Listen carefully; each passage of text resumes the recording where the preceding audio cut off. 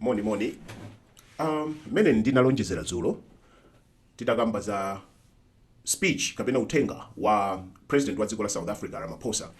Ndidanena kuti tidikirire tuone kuti anthu a South Africa aja magulu osiyanasiyana aja uthengawo aulandira bwanji.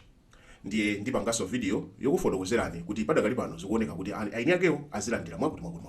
Ndiye ndaonera ma interview zitachitika a news apanga ma interview kwa azimayi aja amatsogolera match to match magulu amene akutsogolera anzawo kuti tiyeni tichose ma foreigners. Ndiyambe ndi mzimayi amene ujayo amamuti Zuma uja wa match to match uja kandi Wasintha amene uja. Yes, zimayi amene uja wanena kuti iwo ngokondwa kuti president Ramaphosa kwa nthawi yoyamba wabwera poyera ndikuvomereza kuti ku South Africa kuli vuto. Iwo asangalala kuti president wagwirizana nawo makamaka ku nkhani ya vuto la ma foreigners kukhala ma communities, ma municipalities, ma inner cities nkumatsegula ma spaza shops, ma tax shops. Iwo wanena kuti economy imeneyi imayenera ikhale ya nzika za South Africa. Ndiye kwa nthawi yoyamba akuti president nthawi yonse samalankhula sama kamba pa zimene ziziyayi. Ndiye iwo asangalala kuti president walankhula zimene zoti imene ndi vuto. Asangalalaso pomva president yakuvomereza kuti immigration sili bwino, anthu opanda mapepala ali mbwe. Iwo akuti asangalala kuti president walankhula zimenezo. Chimene iwo sanasangalale nacho timadziwa kale ndichonena kuti aletsedwa kuti nzikazo zilibe kuthekera kugwira kapena kumanga anthu. Ndiye zimenezo iwo sanasangalale nazo. Iwo akuti zimene wapanga promise Ramaphosa akuona kuti sizingagwire yayo. Chifukwa Ramaphosa wapanga promise kuti akonza system alemba anthu ambiri ntchito ku immigration kuti azigwira ntchito. Iwo akuti anthu amene ali ku immigration ndochepa kwambiri sangakwanise kugwira anthu onse nkuchotsa. Komanso transport alibe yokwanira sangapange deport wina aliyese okha. Ndiye iwo akuona kuti tipange force anthuwa kuchoka chifukwa kuti tizidikira zoti mpange deport mulibe transport yokwanira simungapange deport wina aliyese, simungagwire wina aliyese. Ndiye iwo waso akuti chani? Akuti ku South Africa ko kuli malamulo amene amalola anthu kupanga what we call citizen arrest. Kuti inuyo mu community mo ngati mwapeza anthu opanga zinthu zophwanya malamulo za illegal, inuyo mutha kuagwira ndikuita na apolisi azatenge. Imeneyo amati citizen arrest. Nde iwo wakuchita makani akuti malamulo amawalola kupanga citizen arrest.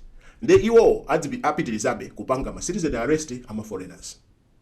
Mabaona pamenepo ndi pamene pakhuze anthu. Chifukwa funso lathu lilali lonena kuti amvera zimene president wanena zonena kuti inuyo musavutise anthu, polisi yokha ndi imene ipange. Amvera zimenezi. Nde iwo abwerano ndi nkhani ya citizen arrest. Akuti apolisiwo inuyo simungaziwe zimene zili mu community mwathu. Nde mulolere anthu aine aga mu community efe ma locals ifeyo tipanga citizen arrest. Inuyo muzatenga anthuwo chabwino. Zimene zikundipasa mantha kunena kuti ndiye kuti 30 June ija ipitiriradi. Deadline yomwe amapereka ija ichitikadi. Abwera azavutisa anthu mu dzina la citizen arrest. Iwo azati monga ma citizens ife tikupanga citizen arrest. Ndiye chonde muvesere utenga umenewo mukhale achero.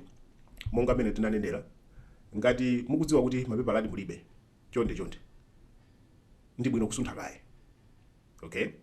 Pokapoka ngati muli ndi mabwana abwino, ma South Africans abwino odi ali ndi malo abwino atha kukupasani malo a safe. Chifukwa mwanokha kuyenda mu South Africa mwezi unowu kukhala kuvuta. Mene zikuonekera. Ndiye ndinenenso kuti chani? Utenga wina amalawi tonse amene timapita ku South Africa. Zinthu zikusintha. Even 30 June akadutsa chonde ku South Africa kukhala kovuta, kukhala kosiyana ndi kwakale. Kuja konena kuti kungodula tiketi kukwera basi kulowa kukhala kosiyana. Ndiye chonde tiye tikhale osamala, tiye tikhale ndi information. Chifukwa ambiri ife imatisowa ndi information. Amalawi ambiri uphungu yoti kodi dziko likuchitika chani, kodi dziko li anthu amakhala bwanji, zimene zisiti madziwa. Amalawi ambiri mukubwera pa comment umanena kuti ine okay koma ife siti kupita kuita kuli konse siti kuchoka. Mawu amenewo kwa munthu amene ulibe mapepala ukhala ngati sukudziwa zoti iweyo ndiwe iligo ndikuphwanya malamulo. Maiko ena mwina sobola so South Africa, maiko ena detention yake imakhala ndithu yoopsa. Ngati mene ndili ku China kuno ndili iligo angozindikira immigration na police palibenso zoti akulu pakirani akubwera apo akubwira kutenga phone akutenga computer yanga akupanga check zimene ndimapanga akundisecha mose akunditenga kupita nani ku police kuja detention 30 days ndikamatuluka ku police kuja straight ku airport uzipita. You understand? And ndikangunditulusa choncho I'm blacklisted 5 years sindingaza pasidwe so visa yolowa mu China. Right? So ku South Africa kuja muziwe zoti system ikusintha. Mbuyomu umatha kupakidwa deport 2 weeks later walowaso deport walowaso. Masiku ano system ikusintha akubweresa zimene akuti digital zija. Zimene akuti digital zija muyikapo ma fingerprints, muyikapo face yanu. Mukangoyikapo ma fingerprints yanu akupangani deport. Olo muda kasintha passport simukasintha pa fingerprints. Mwavesa olo muda mwabwerera mwakasintha passport mwayika passport yanyoani mwameta panke mwabwereraso simukasintha ma fingerprints aza kugwiraniso pa system pacha. Chifukwa akulowa digital akuyamba kugwirisa ntchito zimene ma China athandiza kuwapasa ma scanners akuwapasa information immigration yomwe amapanga ku China akuwapasa kumene kucha equipment.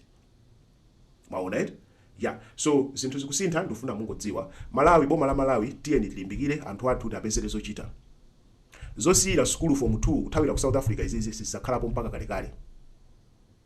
Zama certificates youth unemployment zili kumaiko onse amene mmanena kuti skulu siyofunikira chonde tumizani ana anu ku skulu.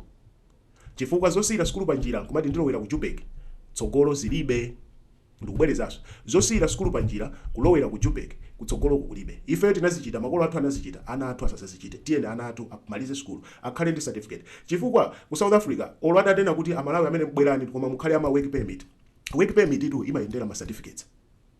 Kuti upasidwe work permit kumapereka maphunziro ako ma certificates yako luso limene unaphunzira college imene unapanga. Ndiye sukulu ndiyofunika inde ku South Africa kumasiya sukulu kupita ukapanga ndalama zambiriso izi ndi zakale. Generation yapano ya ku South Africa si kuziwa zakale za ma freedom fighters sakuziwa iwo akungofuna akonze ziko lawo.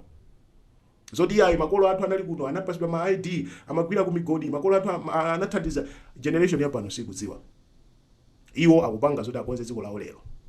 So message ndimeneyo, things are changing, let's be aware.